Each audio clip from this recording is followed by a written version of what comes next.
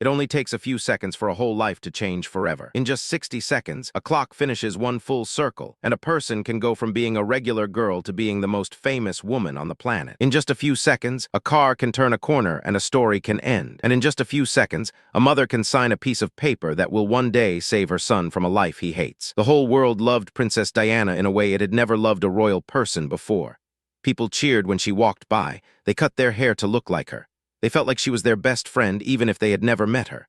Then on a dark night in August 1997, the music stopped. The news came from Paris, France. People heard on the radio that something terrible had happened. There was a car crash in a tunnel. Diana was gone. But she didn't just leave behind sadness and flowers. In her final years, she had been playing a very smart legal game. It was a game the royal palace never saw coming. She had set up her money and her things to reach one specific person many years later. Her family actually went to court to try and change what she wanted, but they couldn't stop the power of what she did. What Diana left behind wasn't just gold and coins. It was the most powerful thing she ever did in her whole life. Even now, many years later, the royal family still feels the impact of her choices.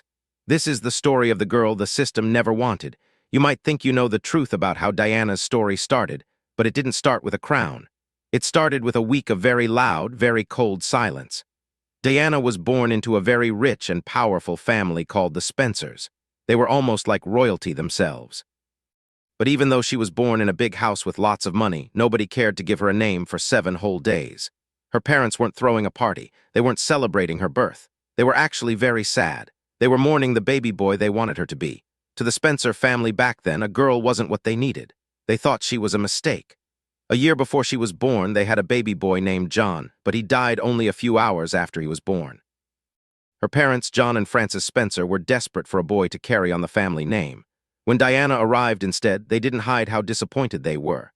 It was a very sad way for a baby to start her life. Her mother was even sent to see special doctors as if she were a broken machine. They wanted to know why she wasn't making the right kind of baby. When they finally picked the name Diana Frances after a week, the name was full of old pain. The name Frances was for her mother. The name Diana was for an old relative who almost became a princess a long time ago, but she never quite made it. So from the very first week of her life, Diana was named after women who weren't quite enough. She was close enough to matter, but she wasn't exactly what they wanted. Even though it was very sad inside the house, it looked like a dream from the outside. The family lived in a place called Park House. It had 10 bedrooms and was built on the Queen's own land in a place called Sandringham.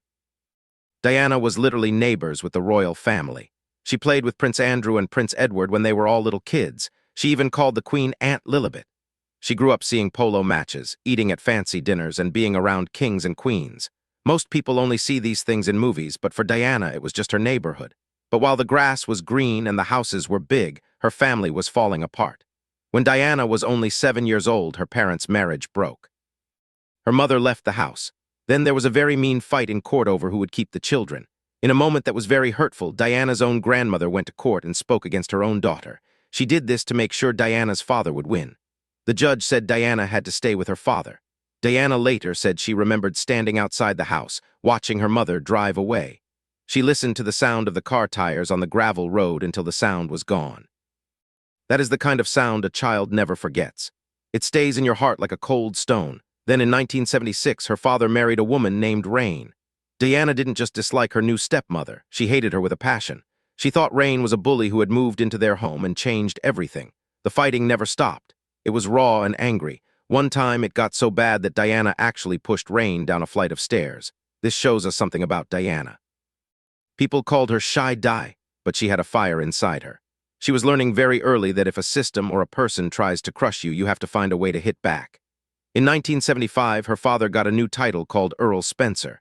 This meant Diana was now Lady Diana overnight. The family moved to a giant house called Althorpe. It had huge walls and fancy paintings, but to Diana it felt like a tomb. It was cold and lonely. No matter how many fancy titles she got, she couldn't find any peace. School didn't help either. She wasn't very good at taking tests. She failed her big exams twice and moved to different schools a lot. But her teachers noticed something about her that no test could ever show. She had the kindest heart and the warmest smile they had ever seen. She just knew how to be there for people. She even won a school award for being a good person in the community. While other girls were thinking about fancy parties and boys, Diana was volunteering at hospitals for people who were very sick. She was even scrubbing floors and working as a cleaner. After school, she lived a very normal life. She worked as a nanny, took cooking classes, taught dance to kids, and even worked as a hostess at parties. Then she had a skiing accident that hurt her leg and she couldn't work for 3 months. But she didn't give up. In 1979, her mother helped her buy a small apartment in London. It was a gift for her 18th birthday. Diana lived there with 3 friends and drove a regular old car. For the first time in her life, she was actually happy. There were no more fights between her parents. There was no mean stepmother watching her. There were no giant, cold houses. It was just a small flat with her best friends. She was genuinely, quietly happy. It was the kind of life she had been searching for since she was a little girl. But the royal system, which had ignored her for a long time, had just noticed her. A prince needed a wife, and Diana Spencer was about to find out exactly what that meant. Her life was about to become a story for the whole world to see, but she didn't know it would be a story full of secrets and sadness.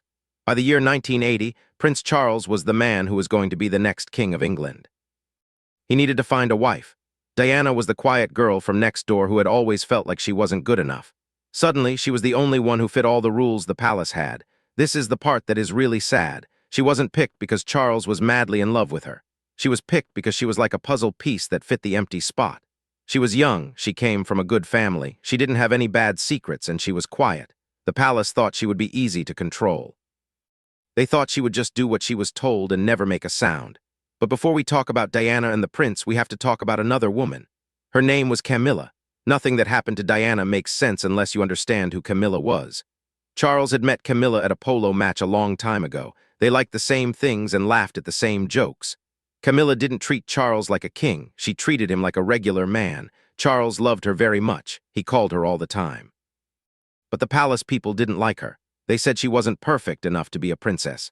They thought she had too many past boyfriends, so the people in charge pushed them apart.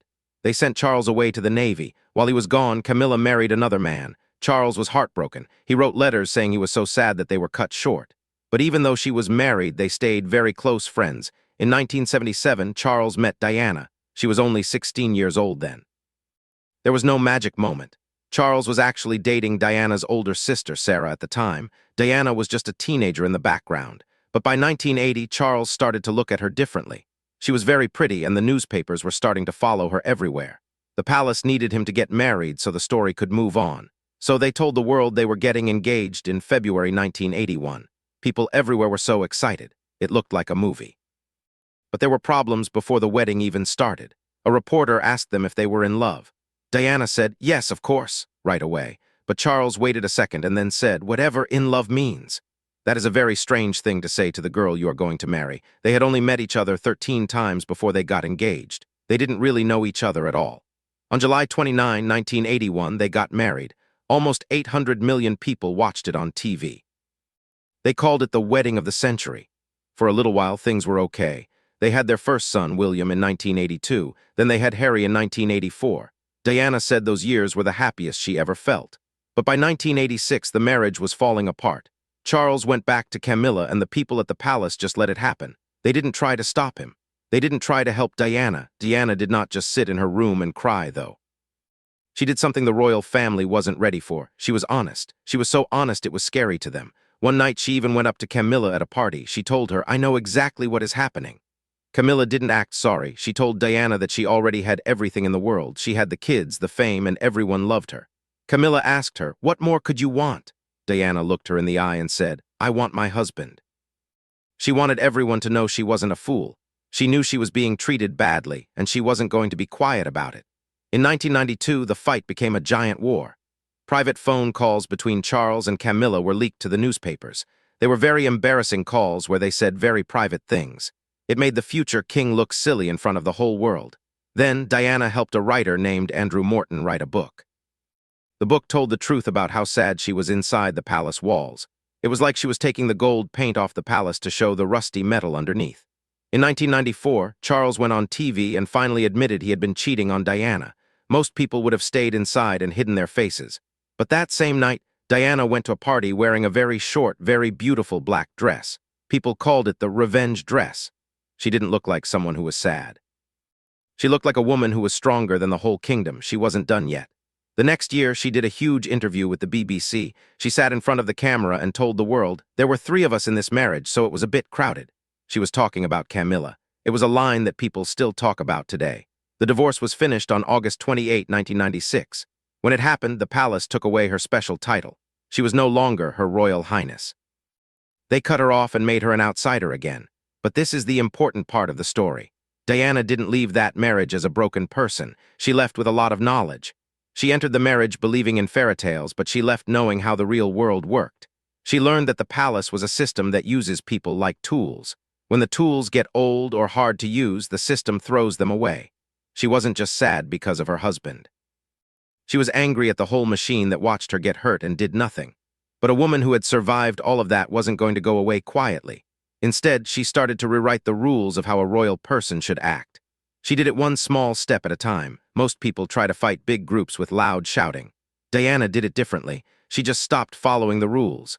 By the time anyone noticed, she had already changed the world. It started even before the wedding. Usually, royal women have never worked a real job, but Diana had worked as a nanny and a cleaner.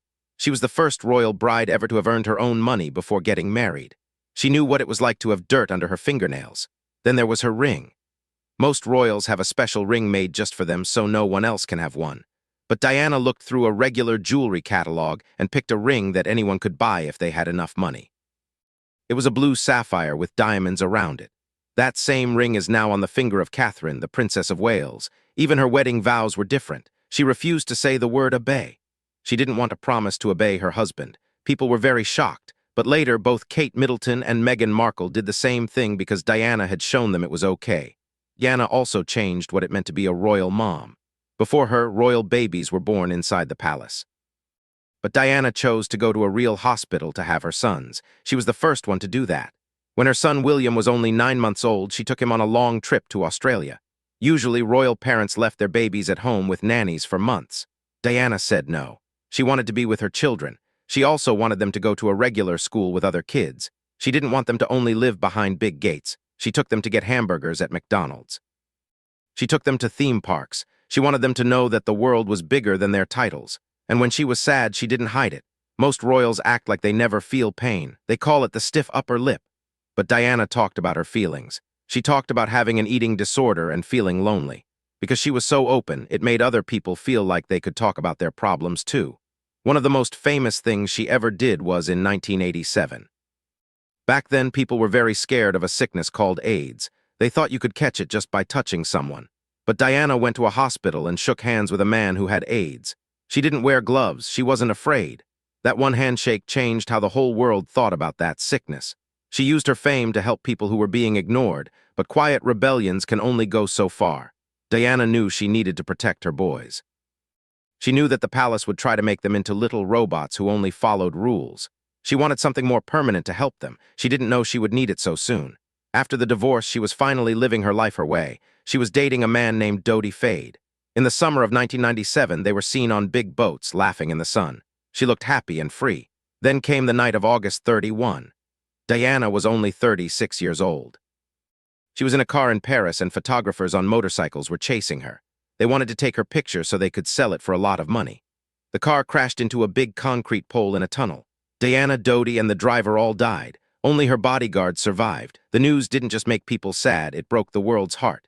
By the next morning, the gates of her home in London were covered in millions of flowers. It was a mountain of roses and lilies. People were crying in the streets. They felt like they had lost a member of their own family. The most famous image from that time is the two boys. William was 15 and Harry was only 12. They had to walk behind their mother's coffin in front of the whole world. They had their heads down and their faces looked very still. Harry later said it didn't feel real. He felt like everyone was watching him, so he just had to keep walking one step at a time. The Queen stayed far away at her house in Scotland at first, and people got very angry. They wanted the Queen to show she was sad too. Finally, the Queen came back and spoke to the nation.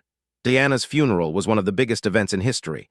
2.5 billion people watched it on TV. Her friend Elton John sang a special song.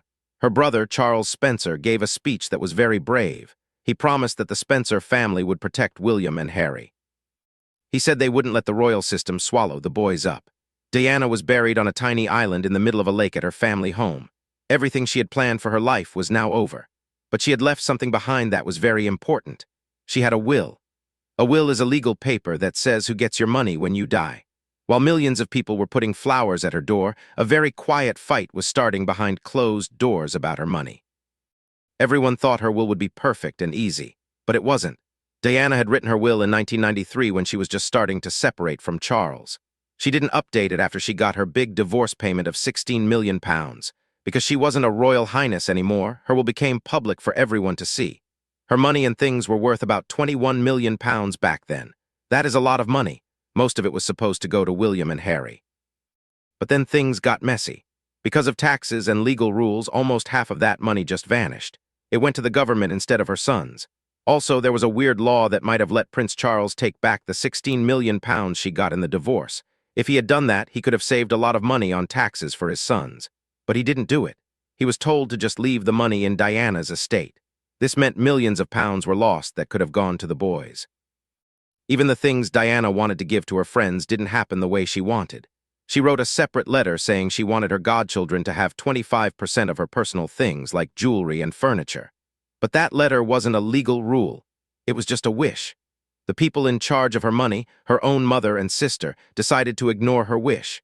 They didn't give the godchildren the nice things Diana wanted them to have. Instead, they gave them small, cheap things like little statues or cups. It made a lot of people upset.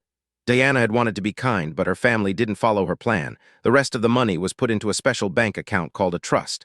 Diana wanted the boys to have the money when they turned 25, but the people in charge changed the rule. They made the boys wait until they were 30 years old to get the full amount. By the time they were 30, each brother got about £10 million. Even her famous wedding dress was kept away for a long time. Her brother kept it at his house for many years to show to people. The boys didn't get the dress until Harry turned 30 in 2014. After she died, each brother got to pick one special thing from her house. William chose her gold watch. He said he knew his mom would want him to have it. Harry chose her blue sapphire engagement ring, but the brothers made a secret deal. They said that whoever got married first could use the ring. So when William wanted to marry Kate, Harry gave him the ring. When Harry married Meghan later, he used 2 small diamonds from his mom's collection to make a new ring.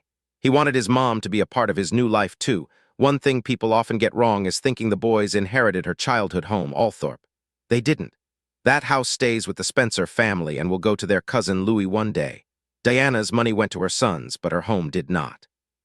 This is where the story of the 2 brothers starts to be very different. William is going to be the king one day. He has billions of dollars because of his royal job. He didn't really need Diana's money to survive.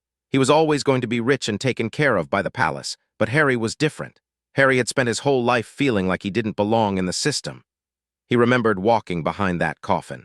He remembered how the palace didn't protect his mother. When he met Meghan Markle, he saw the same thing happening again. The newspapers were being very mean to her. Meghan was different from the other royals, and the palace didn't seem to want to help her. Harry was terrified that history was repeating itself. He didn't want his wife to be sad like his mother was. He didn't want to lose her. In 2020, Harry and Meghan did something that shocked the whole world. They said they were quitting. They were leaving their royal jobs and moving away. No one in the royal family had ever done that before. People were very angry and confused. They moved to America to start a new life. They signed big deals with companies like Netflix and Spotify to make movies and podcasts. Harry even wrote a book called Spare that told his side of the story.